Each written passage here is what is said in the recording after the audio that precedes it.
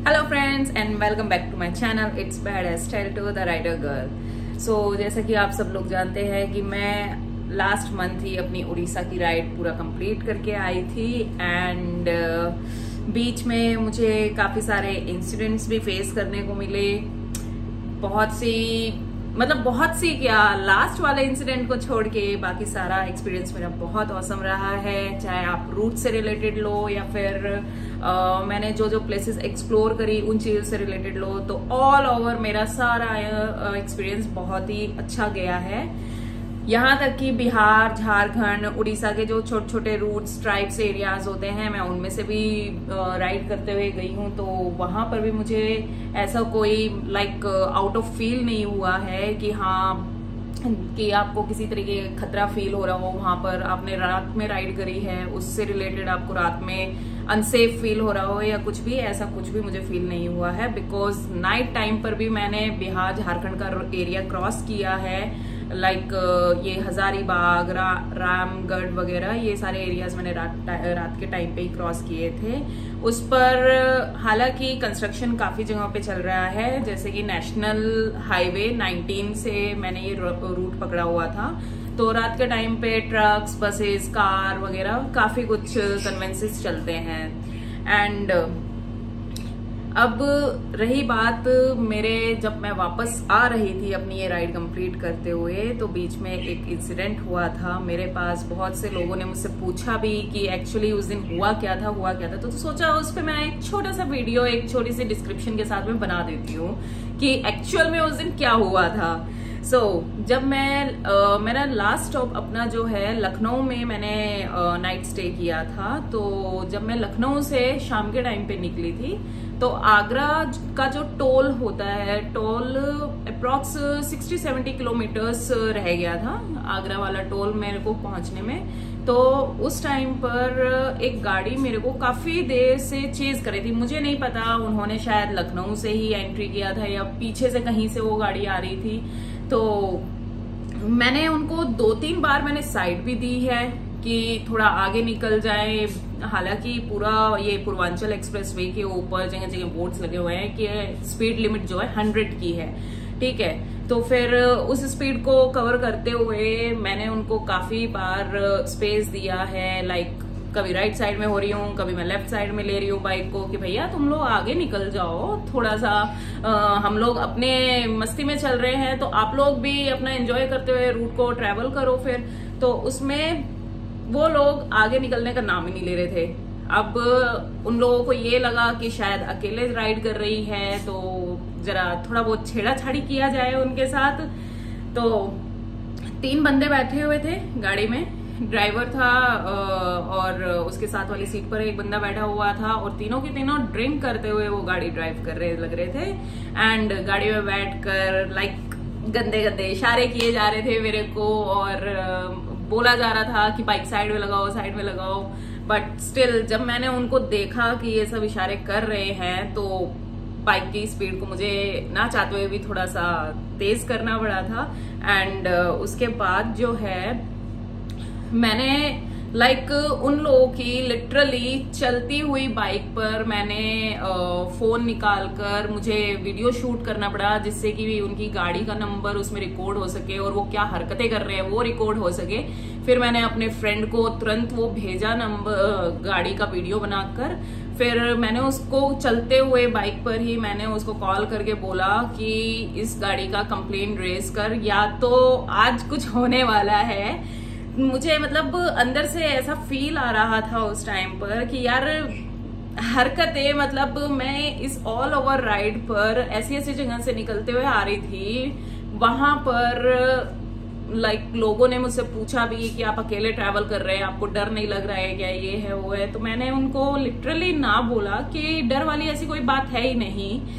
लेकिन उस दिन मुझे कहीं ना कहीं जाकर थोड़ा सा लगा था कि हाँ, अपना हरियाणा या फिर यूपी के एरिया में आते के साथ ही यू फील अनसेफ यहाँ पर आने के बाद कुछ ऐसे लोगों की हरकतें देखते हुए। तो मैंने जो एक्सप्रेसवेज के ऊपर टोल नंबर्स वगैरह, हेल्पलाइन नंबर्स वगैरह लिखे हुए होते हैं। अब बाइक अगर आप चला रहे हैं, उनको आप रीड करने में सक्सेसफुल नहीं हो पा रहे थे उस टाइम पर। मैं नहीं रीड कर पा रही थी उन नंबर्स को, कि मेरे को चलते चलते मैं अगर डायल भी करूँ उस नंबर को, मैंने 112 पे डायल करके देखा, नंबर नहीं मिल रहा था उस टाइम पर। तो अनफॉर्चुनेटली मुझे वीडियो रिकॉर्ड करना पड़ा और अपने फ्रेंड को मैंने वो सेंड किया। फिर उसने जो है कंप्लेंट रेज करी थी। उसके बाद जो है बीच में साइड में एक गाड़ी, मुझे पुलिस की पीसीआर वैन दिखी थी, तो मैंने वहां पे गाड़ी रोकी। उसके बाद उन लोगों को मैंने बोला कि वो जस्ट मुझे क्रॉस करके, आगे वैगनार गाड़ी थी, वो मुझे क्रॉस करके निकलते हुए गई है। मैंने उनको इशारा किया कि ये गाड़ी मेरा काफी देर से पीछा कर रही है, लाइक 50-60 किलोमीटर्स ऑलमोस्ट हो चुका है। वो कंटिन्यूसली पीछे आए जा रहे हैं। मैं बीच में रुक नहीं सकती थी बिकॉज पूरा एक्सप्रेस वे पे अंधेरा भी था। और अब वही है कि अगर आप सिंगल हैं तो ऑब्वियसली आप 3 जनों को हैंडल कैसे करोगे अगर आप फीमेल हो तो उन्होंने बोला कि हाँ, इस गाड़ी का जो है कंप्लेन रेज हो रखा है, तो आप थोड़ा और आगे टोल पड़ रहा है, वहां पे पुलिस की गाड़ी वेट कर रही है और शायद वो लोग उनको क्रॉस करने से पहले पकड़ लेंगे, तो आप प्लीज वहां पर चले जाइए। मैं गई वहां पर एंड देखा कि जैसे ही मैं अपना बाइक वाले रूम में मैं जाने लगी तो टोल के जो मेंबर्स होते हैं वो सारे भागे भागे मेरी बाइक की तरफ आए। वो मतलब हाथ दे के रोकना शुरू करा उन्होंने। लिया गया था फाइनली एंड टोल के बंदे मेरी बाइक की तरफ आने लग रहे थे। उन्होंने बोला, पहले बोले अरे नहीं ये वाली बाइक नहीं है, ये वाली बाइक नहीं है। फिर कुछ बोलने लगे अरे हाँ यही बाइक है। फिर उन्होंने पूछा कि कोई कंप्लेन रेज, मैंने कहा हाँ भैया मैंने कंप्लेन रेज कर रखी है। तो कह रहे हैं कि मैडम वो गाड़ी रोक ली गई है कि आप एक बार आ जाइए बाइक साइड में लगा के। फिर मैंने बाइक को साइड में लगाया। फिर मैंने देखा कि वही वैगनार रुकी हुई है एंड उसके आगे का वीडियो मैंने लाइव थोड़ा सा बनाकर डाला भी था उसमें। तो 3 बंदे थे, तीनों लोगों को बाहर निकाल कर, लाइक टोल के लोगों ने भी एंड पुलिस वालों ने भी उनको रोका हुआ था वहां पर। फिर मैंने उन लोगों को डिस्क्राइब किया कि किस तरीके से ये लोग लाइक बदतमीजी कर रहे थे, वो भी चलती हुई गाड़ी में। एंड उसके बाद उनकी गाड़ी में से लिक्वर की बॉटल्स भी निकले थे एंड उन लोगों का टेस्ट किया गया था, तो उसमें जो है उन्होंने ड्रिंक कर रखी थी काफी हैविली। फिर बाद में जो है पुलिस वाले बोलने लगे कि मैडम अब इनका क्या करना है, कंप्लेंट रेज करनी है, क्या करना है। तो उस टाइम पे मैं फिर ये सोच रही थी कि इन केस अगर मैं वहां पर उन लोगों का कंप्लेंट रेज करती, फिर कहीं ना कहीं मुझे वहां पर बिकॉज वो मेरा एरिया नहीं था, तो पुलिस कंप्लेंट रेज करने में मुझे फिर वहां पर लाइक हर 2-4 दिन में या फिर वैसे अप डाउन करना पड़ता। तो ये सोचकर मैंने वहां पर कंप्लेंट रेज नहीं की थी। उसके अलावा मैंने पुलिस वालों ने अपनी ड्यूटी बहुत ही अच्छे से की थी। लाइक उन लोगों पे ड्रिंक एंड ड्राइव का चार्जेस लगाया था उन्होंने एंड ओवर स्पीडिंग का चार्ज लगा था। हाँ सॉरी, थोड़ा सा फ्लो टूट गया था। मैं ये बता रही थी कि उन लोगों की गाड़ी को टोल पर रोक लिया गया था फाइनली एंड टोल के बंदे मेरी बाइक की तरफ आने लग रहे थे। उन्होंने बोला, पहले बोले अरे नहीं ये वाली बाइक नहीं है, ये वाली बाइक नहीं है। फिर कुछ बोलने लगे अरे हाँ यही बाइक है। फिर उन्होंने पूछा कि कोई कंप्लेन रेज, मैंने कहा हाँ भैया मैंने कंप्लेन रेज कर रखी है। तो कह रहे हैं कि मैडम वो गाड़ी रोक ली गई है कि आप एक बार आ जाइए बाइक साइड में लगा के। फिर मैंने बाइक को साइड में लगाया। फिर मैंने देखा कि वही वैगनार रुकी हुई है एंड उसके आगे का वीडियो मैंने लाइव थोड़ा सा बनाकर डाला भी था उसमें। तो 3 बंदे थे, तीनों लोगों को बाहर निकाल कर, लाइक टोल के लोगों ने भी एंड पुलिस वालों ने भी उनको रोका हुआ था वहां पर। फिर मैंने उन लोगों को डिस्क्राइब किया कि किस तरीके से ये लोग लाइक बदतमीजी कर रहे थे, वो भी चलती हुई गाड़ी में एंड उसके बाद उनकी गाड़ी में से लिक्वर की बॉटल्स भी निकले थे एंड उन लोगों का टेस्ट किया गया था, तो उसमें जो है उन्होंने ड्रिंक कर रखी थी काफी हैविली। फिर बाद में जो है पुलिस वाले बोलने लगे कि मैडम अब इनका क्या करना है, कंप्लेंट रेज करनी है, क्या करना है। तो उस टाइम पे मैं फिर ये सोच रही थी कि इन केस अगर मैं वहां पर उन लोगों का कंप्लेन रेज करती, फिर कहीं ना कहीं मुझे वहां पर बिकॉज वो मेरा एरिया नहीं था, तो पुलिस कंप्लेन रेज करने में मुझे फिर वहां पर लाइक हर 2-4 दिन में या फिर वैसे अप डाउन करना पड़ता। तो ये सोचकर मैंने वहां पर कंप्लेन रेज नहीं की थी। उसके अलावा मैंने पुलिस वालों ने अपनी ड्यूटी बहुत ही अच्छे से की थी। लाइक उन लोगों पे ड्रिंक एंड ड्राइव का चार्जेस लगाया था उन्होंने, एंड ओवर स्पीडिंग का चार्ज लगा था उनके ऊपर, एंड ईव टीजिंग का मुझे नहीं पता फिर क्या हुआ था क्या नहीं। जैसे कि मैं ये बता रही थी कि कंप्लेन मैंने रेज वहां पर नहीं की थी, एंड बट हाँ मेरे पुलिस वालों से कुछ क्वेश्चंस थे वहां पर। लाइक जैसे उन लोगों से पीछा छुड़ाने के चक्कर में मेरी बाइक की स्पीड लाइक 130, 135, 140 तक मैं भगा रही थी कि जैसे तैसे करके बस जल्दी से टोल तक मैं पहुंच जाऊं, क्योंकि बीच में बहुत ही रेयर वहां पर पुलिस की गाड़ियां या फिर पेट्रोलिंग वाली बाइक्स खड़ी हुई थी। तो वहां पर कुछ मेरे को दिख ही नहीं रहा था कि हाँ जिनसे मैं हेल्प ले सकूं। तो फिर मैं पुलिस वालों से पूछा कि इन केस अगर इस सारे इंसिडेंट में उस गाड़ी से मेरी बाइक हिट हो जाती या फिर जिस तरीके से वो गाड़ी को ओवरटेक कर रहे थे, लाइक ऐसे ऐसे नागिन डांस की तरह वो चला रहे थे गाड़ी को, तो हेडलाइंस में क्या आता, नेक्स्ट डे न्यूज़पेपर की हेडलाइंस में क्या आता, उसमें ये लिखा हुआ था कि बाइक ओवर स्पीडिंग थी एंड उन्होंने कंट्रोल नहीं कर पाई वो बाइक को एंड उनका एक्सीडेंट हो गया, बाइक टूट फूट गई है और वो भी स्वर्ग के लिए सिधार गई है। लिटरली यही हेडलाइन आती है उस दिन न्यूज़पेपर में। बट फिर कह रहे थे कि हाँ जी मैडम आप बिल्कुल सही बोल रहे हो कि ऐसा ही होना था फिर। और उसमें जो है लास्ट में तीनों ने मतलब उसमें जो उनका बड़ा भाई था वो बार बार यही बोल रहा था कि लाइक दोनों की तरफ से मैं माफी मांग लेता हूँ, दोनों की तरफ से। मैंने कहा क्यों, सारे भाई बड़े भाई होने का ठेका क्या तूने ही उठा रखा है कि अगर गलती तीनों ने की है तो तीनों को सॉरी बोलना चाहिए। उस टाइम पर जब गाड़ी में थे, जब वो छेड़ रहे थे, तब तो काफी उन लोगों में दम दिख रहा था या जो भी था, मर्दानगी उनकी उछल उछल के बाहर आ रही थी। और जैसे ही वो लोग पर कोई एक्शन लिया गया तब वो दीदी दीदी दीदी करने लगे। तो पुलिस वालों ने मुझे फिर साइड में ले जाकर बोला था कि मैडम अभी तो हम इन लोगों को रिलीज नहीं करेंगे, अभी हमारे SHO साहब भी आ रहे हैं तो उनको भी पूरा इंसिडेंट एक्सप्लेन करना पड़ेगा।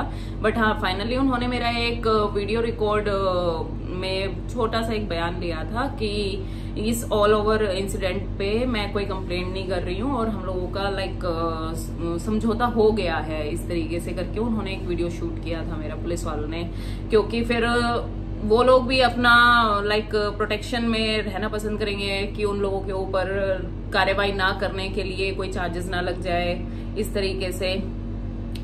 तो लास्ट में वहां पर कुछ और राइडर्स भी आए हुए थे, हालांकि वो अपने किसी केस के चक्कर में वहां पर आए हुए थे। तो उन लोगों से भी मैं मिली, उनमें से बल्कि 2-3 लोग थे जो मेरे को पर्सनली मतलब लाइक पहले से ही जानते भी थे। उन्होंने मेरे को देखते के साथ ही, बाइक देखते के साथ ही पहचान लिया था। फिर पुलिस वाले उन लोगों को मुझसे दूर कर रहे थे, लाइक आप लोग जिस पर्पज से आए हुए हैं आप अपना काम खत्म कीजिए, यहाँ पर एक अलग केस चल रहा है तो आप यहाँ पर इनसे बात नहीं कर सकते हैं। बट फिर भी कहीं ना कहीं से मुंह छुपते छुपाते वो अपना फोन का कैमरा लेकर आ ही गए थे। उन्होंने मुझसे पूछा कि क्या इंसिडेंट हुआ है, कि कोई प्रॉब्लम तो नहीं है ये वो है। तो फिर मैंने उनको बताया कि ऐसे ऐसे एक छोटा सा सीन क्रिएट हो गया है यहाँ पर। तो फिर निकलते हुए भी उन्होंने बोला कि if you need any kind of help तो प्लीज लेट अस नो। तो मैंने उनको ओके बाय बाय बोल के चलता रवाना कर दिया। फिर सो ऑल ओवर यही एक इंसिडेंट हुआ था जिसमें कहीं ना कहीं मुझे थोड़ा बहुत मजा भी आया था एंड लाइक डर भी लग रहा था कि पुलिस वाले पता नहीं सपोर्ट करेंगे नहीं करेंगे। हाँ, हमारी माता रानी का एक डायलॉग निकल के हमेशा आता है, अगर आप ऐसे कपड़े पहनोगे तो लड़के तो छेड़ेंगे ही। बाद में वो मना भी कर रही थी कि कोई वीडियो अपलोड मत करना इस चीज से रिलेटेड, कहीं वो घर तक ना पहुंच जाए, कहीं वो घर पे घुसकर कुछ कर ना दे। मैंने कहा इतना इजी थोड़े नहीं होता है लोगों के लिए, लाइक कोई भी इजीली किसी के भी घर में घुस जाएगा या फिर उनके साथ कुछ कांड कर देगा, इतना आसान नहीं होता है। उनकी ना सुनते हुए फिर भी मैंने वीडियो अपलोड कर दी थी यूट्यूब के ऊपर भी। हाँ, सो यही इंसिडेंट था एक। उसके अलावा बाकी जगह डिफरेंट काइंड ऑफ प्लेसेस मैंने एक्सप्लोर की थी, लाइक कोणार्क टेम्पल गई थी, चिल्का लेक गई थी, वहां पर मैंने डॉल्फिन्स भी देखे थे काफी सारे। एंड जगन्नाथ जी के हमारे दर्शन नहीं हो पाए थे, लेकिन उनकी जगह मैंने अलौरनाथ टेम्पल जाके वहां पे उन भगवान जी के दर्शन कर लिए थे। वहां पर पंडित जी से पूजा कराने के नाम पर उन्होंने मेरे से 4,500 रुपए भी लूट लिए थे। बट हाँ, वहां पर अलौरनाथ टेम्पल में लाइक जैसे यहाँ पर भंडारे वगैरह लगता है, वहां पर खाने का लाइक भंडारा चलता है। वहां पर राइस था, दाल थी, कढ़ी थी और भी डिफरेंट काइंड ऑफ डिशेस थी। एंड मेन स्पेशल होता है खीर प्रसाद, तो मैंने जस्ट वो थोड़ा सा खीर प्रसाद लिया था। एंड बहुत ही ज्यादा यमी था वो खीर। मैंने उससे यम खीर आज तक पहले मतलब उससे पहले कभी खाई नहीं थी। एंड हाँ, कहीं ना कहीं हो सकता है कि वो पूजा का ही असर था कि मैं घर तक बिल्कुल सेफली मैं पहुंच गई हूँ। सो अब आगे का इस साल का पता नहीं और कौन कौन सी मैं लॉन्ग राइड्स करने वाली हूँ। वैसे 2-3 प्लान्स मेरे बन तो रहे हैं। एक ऊटी जाने का मेरा मन है बहुत ज्यादा, एक गोवा एंड गुजरात तो मुझे डेफिनेटली करना ही करना है, बिकॉज वो ऑलरेडी मेरा 3 बार कैंसिल हो चुका है किसी ना किसी रीजन की वजह से। तो लेट्स सी, पहले से प्लानिंग नहीं करूंगी, पोस्ट भी नहीं डालूंगी, बिकॉज एनी हाउ कोई ना कोई रीजन ऐसा क्रिएट हो जाता है जिस वजह से वो राइड्स मेरी कैंसिल हो जाती है। सो मिलती हूँ मैं अपने नए ब्लॉग में। सी यू, बाय।